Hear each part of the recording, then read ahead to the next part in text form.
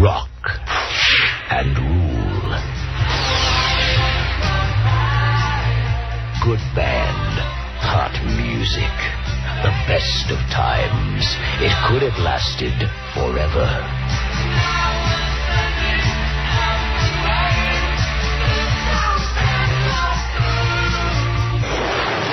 Rock and rule.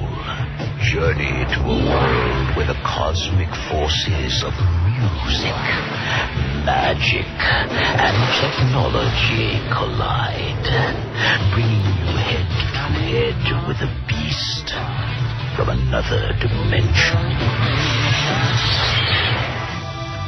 The Beauty, songs by Deborah Harry. The Beast, songs by Lou Reed and Iggy Pop. The Beat, songs by Cheap Trick and Earth, Wind and Fire. Blood everywhere.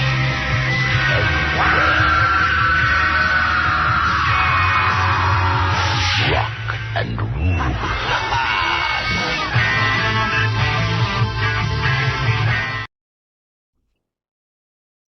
William Young of the Birmingham Mail once stated this movie was the antithesis of Disney. Flawed, but ahead of its time. Rock and Rule will surprise and delight anyone whose combined interests include graphic novels, animated films, and rock music. Well, that ain't me to a T. Hey there, everyone. Thank you for tuning in and welcome back to the show. This is Super Saturday, the program where we talk about all things super and awesome. And today we have a catastrophic commercial flop that turned into a beloved cult classic, and yet another long forgotten gem from the vaults that had a profound influence on a very young yours truly. Let's get into this. Rock and Rule, otherwise known as Rings of Power outside North America, was a Canadian animated film from one of the best years ever to happen, 1983.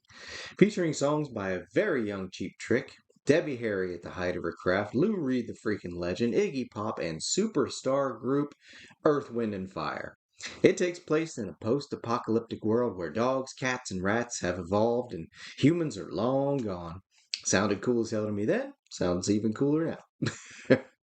Spoiler alerts for this 40-year-old movie. The story centers around a young group of rockers, dueling leads Angel and Omar, their drummer Dizzy, and I think a bassist Stretch from, looking at his instrument, trying to break into the music industry, which is pretty similar to ours, right down to the sleazebags just trying to filch desperate, inexperienced artists for all they're worth.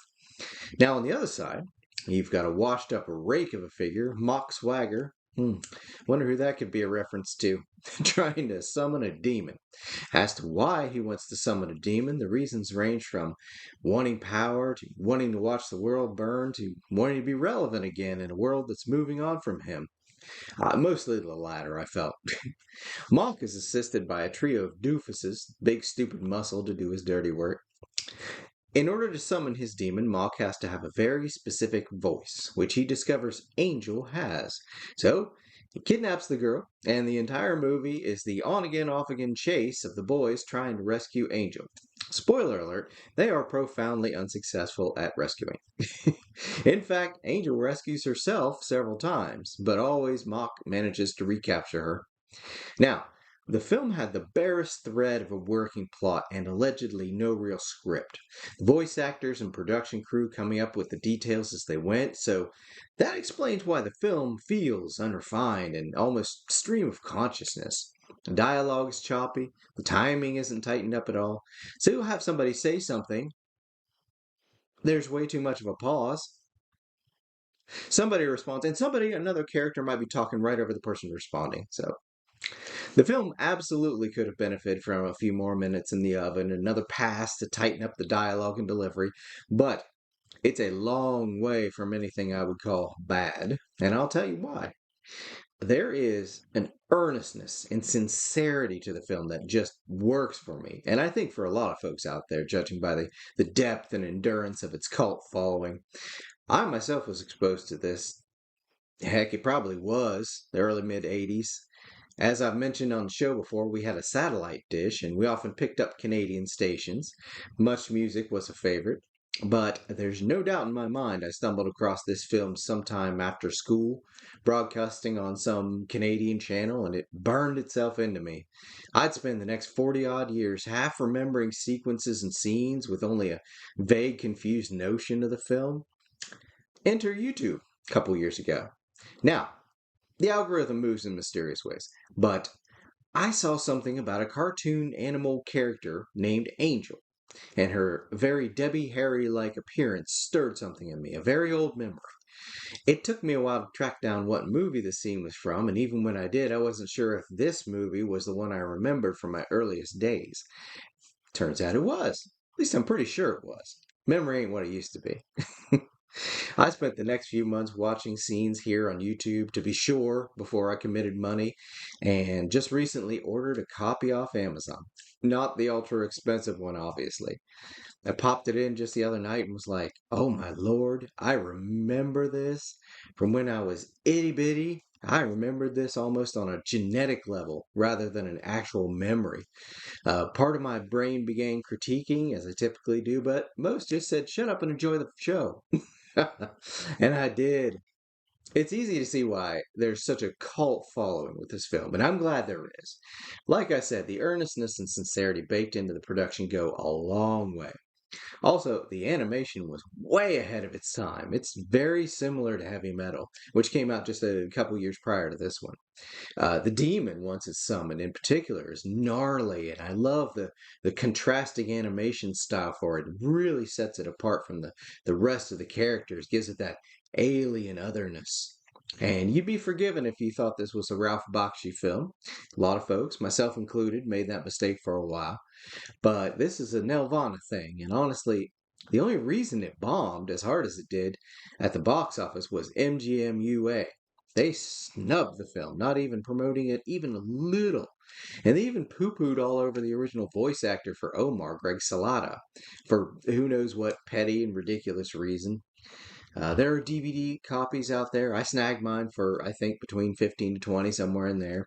Typical price for hard to get DVDs.